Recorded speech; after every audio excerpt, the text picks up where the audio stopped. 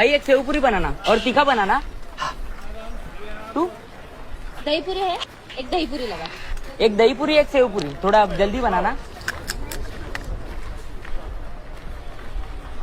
ना काल पाऊस काय पडत होता? हा ना, आणि आज बघ छत्री आणणे पाऊस नाही पडत होता. हा ना, कळतच नाही पावसाचं भेंडी. आपल्या बरोबर विरोधातच त्याला काय नाही काय हा करायचं. ना. दादा तुमची शेवपुरी आणि दहीपुरी बनवतो थोड्या वेळात. भैया सुन मराठी, ये डर अच्छा लगा. तुम्हाला पण येते का मराठी? हम मराठी ही आहे. मग बोला ना मराठी. मी पण मराठीच आहे दादा. अहो नाही ते आम्हाला वाटलं की मराठी माणूस धंदा करू शकत नाही. तसं नाहीये म्हणजे. ठीक आहे रे दादा, दिवसभर धंदा करतो इथे. अर्ध्याहून जास्त लोक मला भैया समजतात, सगळे हिंदी बोलतात. कान तरसतात मराठी ऐकायला. आपल्या कुठल्या भाषेची वैर नाही आहे. प्रत्येकाला आपली भाषा बोलण्याचा अधिकार आहे. वाईट याचं नाही वाटत की ते हिंदी बोलतात. वाईट याचं वाटतं की ते हिंदी बोलणारे स्वतः मराठी असतात.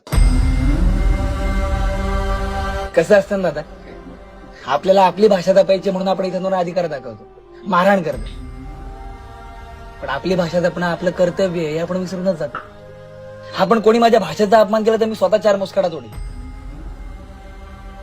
पण तो अपमान करणारा मी स्वतः एक मराठी माणूस असेल तो कोण मुस्काटात मारेल माझ्या? आणि मगाशी काय बोलला तुम्ही? ये डर अच्छा लगा.